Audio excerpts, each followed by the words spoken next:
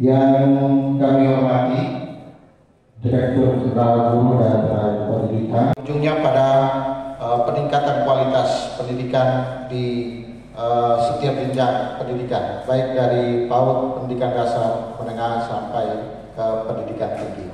Saya pikir ini saja yang bisa kami sampaikan di awal, dan tentu kami bersama-sama akan mengikuti apa yang nanti disampaikan oleh para narasumber yang pada waktunya akan menyampaikan materi-materi yang tentu sangat bermanfaat bagi kita semua. Demikian, dan semoga seluruh kegiatan ini diikuti dari awal hingga akhir dalam pimpinan Tuhan Yang Maha Kuasa. Demikian yang bisa kami sampaikan. Terima kasih. Assalamualaikum warahmatullahi wabarakatuh. Salam sejahtera. Shalom.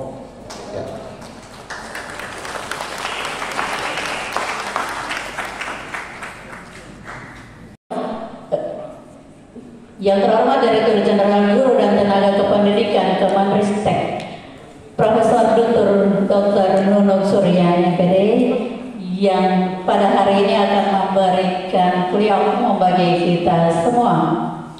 Yang saya hormati Sekretaris Direktorat Jenderal Guru dan Tenaga Kependidikan, Bapak tahun 2017 menjabat sebagai Kepala Lembaga Pengembangan dan Pemberdayaan Kepala Sekolah dan Pengawas Sekolah. Tahun 2020 sebagai Sekretaris Direktorat Jenderal Guru dan Tenaga Kependidikan. Tahun 2023 sebagai Direktur Jenderal Guru dan Tenaga Kependidikan. Salam sejahtera untuk kita semua. Shalom. Om Swastiastu, Namo Buddhaya, salam kebajikan rahayu. Yang saya hormati MPD, Pak Dikan, Profesor Dr. Isa Aweno, SPD, kemudian Pak Ses, dulu Direktur PPD Pak Prof, sekarang sudah naik kelas menjadi Ses, dan Direktur PPG-nya ada di sebelahnya Pak Ses, Pak Adikan dan Hendra. Silahkan begini Pak Dikan. Ini masih muda tapi luar biasa. Jadi nanti Pak Ibu pengelola PPG nanti berkomunikasinya dengan Pak Dika. Sekarang beliau sudah jadi Direktur PPG sekitar 2 minggu ini. Pak Mansur, Pak Mansur ini Kepala Balai Guru Penggerak Provinsi Peningkatan Kompetensi para Guru di Provinsi Maluku. Ini ada Pak Mansur. Beliau yang mendatangkan saya ke sini, Bu. Pak Mansur. Ibu Kaprodi, pengelola PPG, kemudian ada juga para dosen PPG, para mahasiswa dan juga tim PPG, ada Mas Idu, dan semua tim dari GTK, dan tentu wabil khusus semua mahasiswa PPG yang saya cintai yang ada di dalam pengelolaan Universitas Pakai Murah. Senang sekali pada hari ini. Iya kan ada kelihatan dari sini. Baik, saya akan menyampaikan materi sambil berdiri karena sebenarnya tadi yang CV yang belum diceritakan, saya juga dosen, Bu. Dosen di sini ada dosen teman saya kuliah S2, itu namanya Pak Arnold Batkundi. Oh, sudah Pak ya? Oh, makanya saya nggak dijawab. Sudah lama. Ini ada Pak.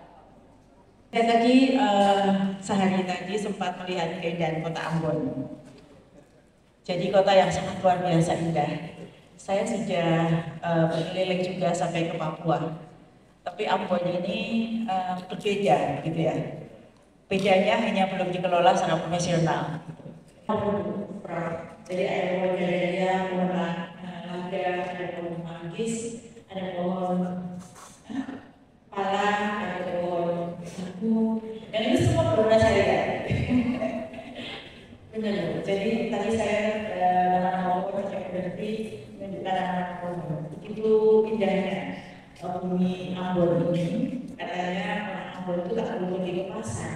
Kalau mau masak, ada pohon, tinggal dimasak, makan buah, tinggal petik, makan ikan, tinggal mancing, jadi begitu luar biasa. Ini satu yang kurang indah, gitu ya. Yang mana sinyalnya sulit. Jadi kalau misalnya dia ada sempat rapat, kita harus ke daerah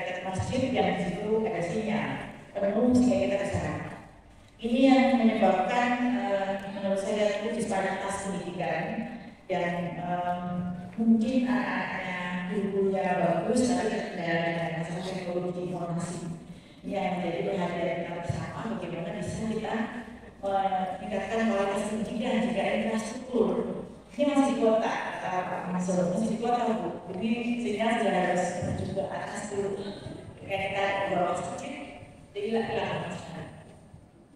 Baik, ini tema hari ini tentang transformasi guru dan kontribusinya dalam pendidikan untuk menuju Indonesia Emas 2045.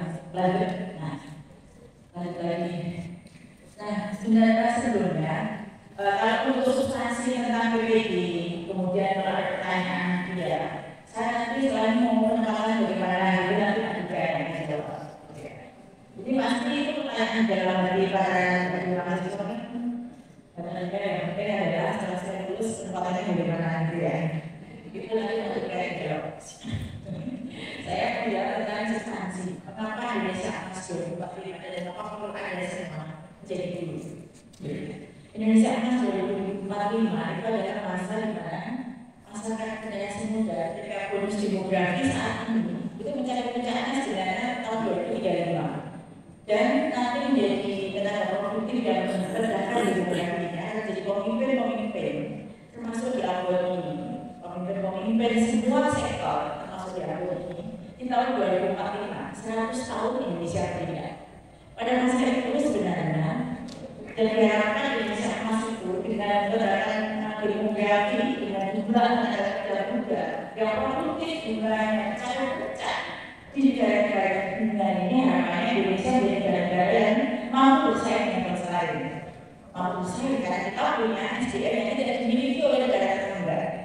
Malaysia kalah, Singapura kalah, negara lain kalah. Kita termasuk 10 besar dunia yang mempunyai kekayaan sumber daya manusia. Nah, ini bisa menjadi malapetaka sumber daya ini jika kita tidak menyiapkan dengan baik. Ini disiapkan bukan hanya orang pintar, tapi orang yang punya karakter kuat yang mampu membawa Indonesia ini mampu bersaing. Jadi sebenarnya kalau tergantung saat ini anak-anak yang akan Anda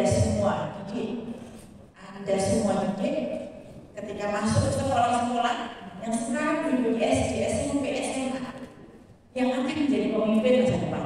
Kalau kita ini sudah menjadi pelaku, tapi pemimpin yang dicetak itu adalah bangsa sekarang jika lulus menjadi pemimpin. Apa yang mempengaruhi sebenarnya banyak, tapi yang paling utama adalah kualitas sumber daya manusia. Misalnya kalau di Ambon dengan daerahnya sulit, sangat kurang, tapi kalau SDM-nya kreatif dan inovatif, tidak akan jadi masalah. Sesulit apapun, pasti bisa terjadi proses pembelajaran yang menyenangkan. Jadi sebenarnya bukan hanya infrastruktur, bukan hanya gedung sekolah, bukan hanya semuanya, tapi yang paling penting adalah SDM, yaitu pemuda Indonesia. Pemuda Indonesia memiliki peran penting sebagai generasi penerus bangsa yang bisa menjadi pemimpin Indonesia. Lalu bagaimana sebenarnya Indonesia Emas itu? Visi Indonesia Emas itu tidak banyak. Yang pertama, demokrasi. Setiap warga negara punya merdeka karena dipaksa merdeka untuk punya budaya. Lalu setiap warga negara Indonesia menikmati supremasi hukum. Kalau misalnya orang kecil yang masalah hukum tidak punya duit, tidak pakai hukum. Sekarang belum. Kalau lapor punya duit bisa. Supremasi hukum belum dinikmati oleh semua warga negara. Selanjutnya, emansipasi pendidikan. Jadi setiap warga status sosial ekonomi manapun di belahan bumi Indonesia manapun berhak mendapat pendidikan yang gratis. Sekarang masih belum merata. Lalu layanan kesehatan. Setiap warga negara manapun kalau sakit atau kalau sakit manapun berhak mendapat layanan kesehatan. Selanjutnya bangsa entrepreneur. Bangsa entrepreneur itu bukan bangsa pencari kerja, bangsa pencetak lapangan kerja. Kalau sekarang kita lulusnya setelah lulus nanti orang tua kita masih punya pikiran nanti kalau lulus mau jadi apa, mau gaya di mana, gitu kan? Bukan bangsa entrepreneur. Jadi kalau kerja itu fokusnya kalau ke sekolah adalah sekolah-sekolah yang bisa cetak lapangan pekerjaan. Jadi kalau kita punya guru, rupanya ada semua guru ada di sini. Sedangkan 60% di luar sana. Dan itulah tugas kita para generasi muda dan semua yang di sini untuk merubah 60% itu menjadi di atas kemiskinan atau membebaskan masyarakat dari kemiskinan. Bagaimana sebenarnya mewujudkan generasi emas 2045 melalui pendidikan? Karena tadi saya sebut bahwa yang paling penting, yang paling utama adalah kualitas sumber daya manusia. Ini ada visi pendidikan Indonesia 2035 yang unggul, terus berkembang, kemudian berakhlak mulia dengan menumbuhkan nilai-nilai Pancasila dan budaya Indonesia. Sudah barang tentu generasi muda ini bukan hanya yang cakap dalam berpikir, tapi dia berakhlak, berkarakter.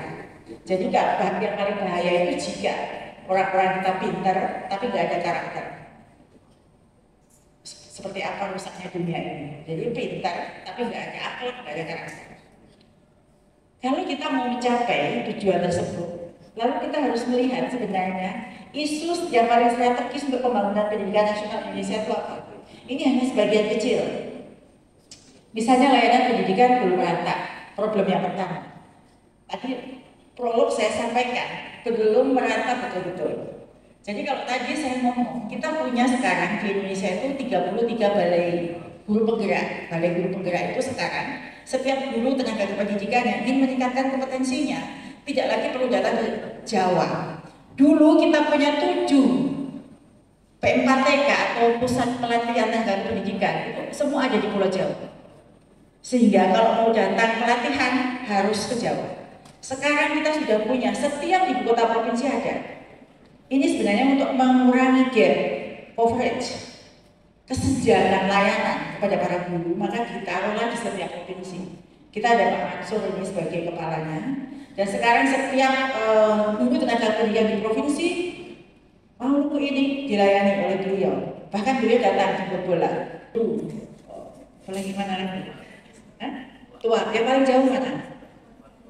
Ini nanti mahasiswa ini di Maluku Barat Daya. Siap ditempatkan di sana katanya. Nah ini sekarang kita sudah mendekatkan ini karena memang belum merata. Layanan belum merata ini sebenarnya antara lain partisipasinya itu nggak merata. Jadi di Pulau Jawa dengan di luar Jawa itu APK, partisipasi masuk sekolah itu senjang. Kemudian kesenjangan juga partisipasi sosial ekonomi. Jadi yang masuk sekolah itu kebanyakan mereka yang status sosial ekonominya itu lebih tinggi. Jadi orang yang tidak mampu itu tidak mendapatkan akses pendidikan. Lalu yang menarik di sini, saudara-saudara mahasiswa, kita lihat 681 kecamatan di Indonesia itu belum punya SMA. Jadi kalau murid sekolah dari SMP mau melanjutkan sekolah SMA itu harus antar kecamatan. Kalau kecamatannya di Jawa mungkin dekat. Kalau kecamatannya di sini dekat nggak jauh Pak Mansur. Jadi antar kecamatan itu jauh, sehingga mereka berhenti sekolah karena tidak ada fasilitas SMA. Ada 681, lalu 288 kecamatan tidak ada SMP. Bayangkan setelah SD mau SMP itu harus pindah kecamatan. Bayangkan kalau kecamatannya itu harus melalui ya SD-nya. Kemarin kita melihat di pulau, ya, pulau gitu ya, dia harus pindah ke kecamatan lain untuk bisa sekolah SMP. Kemarin kita ke Papua, Pulau Dom, sebuah pulau ya. Jadi di situ harus menggunakan speedboat untuk bisa sekolah. Pulau Dom sama Pulau Sor ya Mas ya. Iya, Pulau Sor sama Pulau Dom itu dia harus naik speed rock, jadi harus naik speed. Sampai kemarin kita harus mengembangkan speed ya Pak, karena mereka nggak bisa bayar. Sehingga mereka yang dimaukan adalah bagaimana kita bisa mendapatkan speedboat untuk bisa sebagai transportasi penduduk dari seberang untuk sekolah, dari pulau untuk sekolah ke sini untuk sekolah SMP. Speed, kita kasih 2 speed supaya mereka bisa sekolah. Ada yang dayung ya, dayung mereka luar biasa anak SD itu Pak, langsung naik itu luar biasa. Inilah wujud kesenjangan permasalahannya. Jadi seideal apapun kita punya program prioritas ini tidak akan bisa terselesaikan jika masih ada masalah-masalah tersebut. Kita sudah punya asesmen nasional, gitu ya. Asesmen nasional itu mengkonfirmasi bahwa ternyata anak yang nanti akan diajari oleh para mahasiswa ini sebentar lagi itu 1 dari 3 anak kita itu masih belum mencapai skor minimum untuk literasi matematika. 1 dari 3. 1 dari atau numerasi, literasi matematika atau numerasi dari PISA. Sebabnya kira-kira apa? Kok anak-anaknya belum mencapai? Kalau ditarik ke belakang, pasti gurunya kan. Bagaimana bisa anak-anak bisa pintar sendiri ya Bu ya? Kalau ternyata gurunya, kompetensi gurunya itu belum, masih di bawah rendah. Jadi kalau kita lihat dari 1 sampai 100 skor kompetensi yang pernah kita lakukan, itu rata-rata itu di angka 50 sampai 55. Jadi kalau sekolah kuliah ya belum lulus gitu ya, literasinya masih rendah. Lalu bagaimana juga tidak tersedia metode penilaian hasil belajar yang acak, misalnya berganti-ganti gitu ya. Kita nggak bisa mengukur dan kita menggunakan saat itu skor yang sama dari Aceh sampai Papua menggunakan UN. Dan kita tidak punya ukuran yang acak sebenarnya itu kalau kita mau melihat konsistensi hasil belajar anak kita tidak ada. Nah, makanya kita menggunakan PISA dan sekarang ada yang sifatnya nasional yaitu asesmen nasional. Selanjutnya, nah ada yang perlu adik-adik semua ketahui bahwa sekarang ini tantangan pendidikan tadi, kemudian tantangan teknologi juga ada. Kita sekarang masuk era digital, di mana sekarang penggantian peran manusia oleh mesin sudah masif. Sekarang ada AI, para dosen ini jadi PR besar ibu. Kalau sekarang mahasiswa bikin skripsi, tinggal tanya sama AI. Misalnya ketik aja, semua dijawab dengan detail, bahkan kita sendiri nggak tahu. Misalnya, siapa Mbak Sofiani? Itu dijawabnya itu lengkap sekali dan saya malah tidak tahu kalau saya itu ada yang tahu tentang informasi itu. Dia menekuni di bidang pendidikan secara konsisten selama 30 tahun. Oh ya, saya baru tahu gitu. Bahwa nanti kita punya saingan yang luar biasa yang bisa menjadi teman kita, berkolaborasi untuk kita dan bisa menjadi bahaya kita jika kita tidak menjadi pelaku teknologi di dalamnya. Jadi kalau kita nggak melek teknologi, bukan menjadi pelaku teknologi akan dikorban. Dulu dosen akan menjadi pelaku korban karena mahasiswa selangkah maju, nggak usah 10 langkah, selangkah lebih maju saja kita ketinggalan.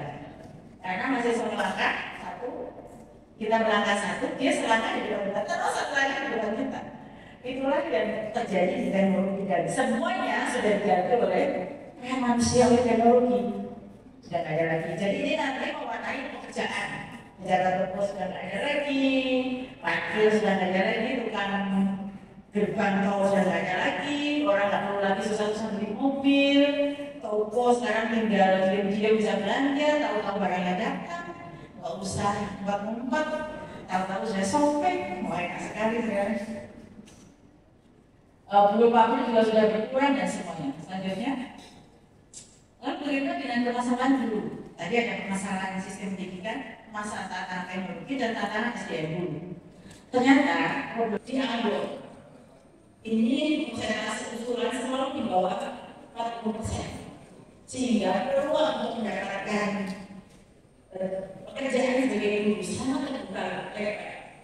Jadi tugas Anda yang akan belajar dan belajar. Karena peluang untuk itu sangat lebar. Karena saat ini kita masih kurang seluruh Indonesia tahun 2020 1 juta guru, sekarang tinggal 600 ribu. Tinggal 600 ribu, masih banyak sekali. Lalu komunikasi guru masih terus berkembang. Kita baru 78 tahun masa nanti di arah mana? Bagaimana pola peningkatan guru baru kita kembangkan. Jadi nanti sistem pengadaan, reward dan pola lain masih terus berkembang. Dan keempat itu penyediaan inisiatif guru juga belum ada ukuran yang jelas. Pokoknya punya sertifikat dapat 1 kali gaji. Nah, kalau dia berprestasi lagi, pokoknya ukurannya sertifikat ide, satu gaji plus satu kali gaji, 2 kali. Hanya itu, tapi insentif lain dari guru yang sangat luar biasa, guru yang punya prestasi hebat, guru yang punya urutan temuan yang luar biasa, supportnya nasional itu belum ada. Ini bahwa inilah yang sebenarnya terjadi. Lalu bagaimana kita dulu kalau ingin bisa mengangkat masa sekarang, apa yang harus dikuasai dengan berbagai tantangan. Di sini ada yang namanya generasi humanitas. Pernah berpikir literasi humanitas, jadi orang tidak hanya nomor 10 literasi digital, tapi humanitas. Dan seperti apa sih literasi humanitas ini? Dia adalah seseorang yang punya kemampuan komunikasi yang baik, kemampuan kolaborasi yang baik, dia juga berpikir kritis, kreatif, inovatif, humanis. Dia adalah literasi humanitas. Percuma seorang guru cerdas, luar biasa pintar, melek digital atau tidak melek humanitas. Lalu yang berikutnya literasi teknologi itu wajib bahwa sekarang ini adanya big data. Jadi semuanya sudah diganti dengan teknologi. Maka teknologi adalah sebuah keniscayaan. Kalau sampai kita tinggal, sekarang bisa kita seperti itu. Lalu literasi keagamaan jadi penting. Karena kita lihat bahwa sekarang ini mengapa ada profil pelajaran sosial. Namun itu adalah iman, bertakwa, berakhlak. Karena agama, melek keagamaan itu menjadi mutlak jika orang ini adalah bagian pemimpin yang baik. Guru adalah pemimpin pembelajaran kelas. Dia berarti memahami yang punya pemahaman yang baik, tidak hanya saja menjalankan itu agama, tapi pemahaman yang tinggi terkait dengan dasar keagamaan. Tidak dia bisa mengimplementasikan. Akal mulia itu setelah mereka beriman, mengerti iman masing-masing, dia implementasi dalam kehidupan sehari-hari. Selanjutnya, ini dia komunikasi guru yang harus dikuasai di era digital. Nanti di baca sendiri, pada saya tinggalkan saudara mahasiswa semua. Ini ada 6 kompetensi yang harus dimiliki guru di era Jadi ada 6 kompetensi. Adanya, ini sudah jelas. Kalau kita sekarang sudah menggunakan tantangan teknologi, tantangan CDM, tantangan pembentukan pekerjaan, peluang kerja yang ada. Lalu kalau kita masih berada di zaman itu saja, maka kita tidak akan bisa mengatasi tantangan itu. Di dalam pidatonya Presiden Jokowi itu pernah menyampaikan bahwa kita harus mencari sebuah model baru, cara baru. Kemudian nilai baru dalam solusi kesehatan. Bagaimana sebenarnya kalau kita mau buat solusi baik yang bisa mengatasi semua tantangan? Semuanya berangkat dari dulu. Nah, ini dia ada seorang yang berubah jadi pemimpin. Kalau tidak lalu masuk pendidikan melalui pendidikan. Tidak ada anda di sini. Kalau tidak melewati masa pendidikan di sini. Jadi sebenarnya kalau diawali dari karakter yang baik, maka niscaya orang yang pintarnya kurang sedikit bisa terangkat karena karakter yang baik. Selanjutnya, ini adalah kebijakan Merdeka Belajar yang dipakai kebijakan kementerian. Saat ini sudah sampai ke episode 25. Di sini yang Merdeka Belajar ini adalah pendidikan yang berkualitas bagi seluruh rakyat Indonesia. Yang indikatornya ada 3. Jika setiap anak dimanapun dia berada, status sosial ekonomi apapun, mendapat hak pendidikan. Yang kedua, setiap anak usia pendidikan dasar menengah 90%-nya mendapat merdeka untuk belajar. Setiap anak usia pendidikan tinggi 75%-nya mendapat hak merdeka untuk kuliah. Dan yang ketiga, jika mereka kuliah 90%-nya merdeka untuk bekerja. Itulah ciri Merdeka Belajar, ada 3. Sehingga karena ini tidak mudah, bayangkan setelah kuliah, merdeka untuk bekerja, daya serapnya 90%, masa tunggunya tidak ada 6 bulan. Bagaimana orang setelah lulus kuliah, paling lama 6 bulan, dia harus dapat pekerjaan. Dan IKU universitas gajinya lebih dari UMR, gitu ya. UMR di sini berapa? UMR di sini berapa sih Pak? UMR di sini. Nah, gajinya Nah, untuk bisa mencapai itu dilakukan banyak sekali perubahan melalui 4 hal. Saya menyoroti yang paling ujung paling sana, yaitu kurikulum, pedagogi, dan asesmen. Kenapa kurikulum, pedagogi, dan asesmennya harus dirubah? Karena objektifnya disesuaikan. Kalau dulu anak yang cerdas, pintar, dilihat dari nilai. Sekarang kalau disebut lulus itu berperilaku pelajar Pancasila, berakhlak mulia, beriman, bertakwa, bergotong royong, bernalar kritis, berkebinekaan global, mandiri. Nah, kalau anaknya seperti itu jangan terukur, bukan hanya kata-kata, ada rapornya yang dilihat perubahan tingkah lakunya. Sehingga untuk bisa mengirim pesan perubahan tingkah laku, maka pedagogi, asesmen, dan kurikulumnya disesuaikan. Selanjutnya, ini ada yang berubah, ekosistem pendidikannya berubah. Guru, ini saya fokus yang di guru, gurunya juga berubah dari yang semula pelaksana kurikulum menjadi pemilik dan pembuat kurikulum. Karena nanti guru akan merancang pembelajarannya sendiri di kelas, berdiferensiasi tergantung pada kondisi siswanya. Maka dia pemilik dan pembuat kurikulum.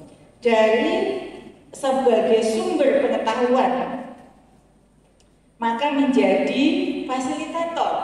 Fasilitator itu dia memfasilitasi terjadinya perubahan tingkah laku pada peserta didiknya. Kemudian dari penentu kualitas menjadi kompetensi, meningkatkan kompetensi atau menggali kompetensi peserta didik. Maka tahun 2024 kita akan melakukan suatu kegiatan.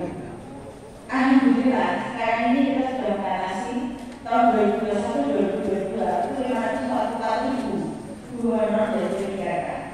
Tahun ini tambah lagi 290.000 gubernur dari kebijakan. Tambah lagi lulusan PPG angkatan 1 2 berapa semua? 2 angkatan 27.000 itu menjadi kebijakan. Terus, nah, saya rasa itu Bapak Ibu semuanya, laporan dari saya, jika ada pertanyaan mungkin bisa. Jadi sebelum kita belajar sebelum lebih lanjut, kita harus tahu sebelumnya kenapa pemerintah itu selalu menggantikan kurikulum yang dulunya kurikulum ke-13 sekarang mengganti menjadi kurikulum Merdeka Belajar. Itu yang pertama. Yang kedua adalah lalu bagaimana caranya kita bisa mengatasi masalah-masalah yang Ibu sampaikan tadi, misalnya kurangnya literasi terhadap siswa atau pembangunan di Indonesia belum merata. Lantas bagaimana dengan tahun 2045 apakah Indonesia tetap akan menjadi generasi emas seperti itu, Ibu? Mungkin itu saja. Sebelumnya terima kasih. Wassalamualaikum warahmatullahi wabarakatuh. Ya, terima kasih atas waktu dan kesempatan yang diberikan kepada saya. Perkenalkan, nama saya Syawal Sandia. Saya adalah mahasiswa PTD Kajabatan Gelombang 2 yang saat ini telah menyelesaikan beberapa lama lagi akan menyelesaikan saya di sini. Saya ingin bercerita mengenai pengalaman saya mengikuti program profesi kedua ini. Yang pertama itu saya menemukan bahwa kurikulum mereka ini dia memiliki kekurangan pada jam mengajar seorang guru, dan saya rasa itu adalah satu hal yang harus diperhatikan karena seorang guru akan menciptakan anak-anak yang luar biasa, anak yang hebat itu berdasarkan sebagaimana dia mengajar kepada anak-anak didiknya. Itu yang pertama. Yang kedua, saya mempelajari tentang mata kuliah yaitu pendidikan kepulauan. Kebetulan kita di Maluku sini merupakan provinsi kepulauan, otomatis semakin jauh suatu daerah dari pusat perkotaan seperti itu akan memiliki banyak sekali masalah, baik itu masalah daripada pembangunan infrastruktur sekolah, baik itu masalah kegiatan aksesibilitas di sekolah yang sangat menghambat kemajuan yang ada di daerah-daerah yang tertinggal seperti itu. Dan kira-kira apa sih, bagaimana sih caranya untuk dari kementerian Pendidikan untuk melihat hal tersebut. Dan kemudian di sini saya juga memiliki satu pertanyaan terkait dengan kekurangan guru yang ada di Indonesia. Tadi sempat dipaparkan mengenai data-data guru yang dimana itu kenyataan. Bagi saya juga itu merupakan sebuah masalah pemenuhan guru yang ada di Indonesia.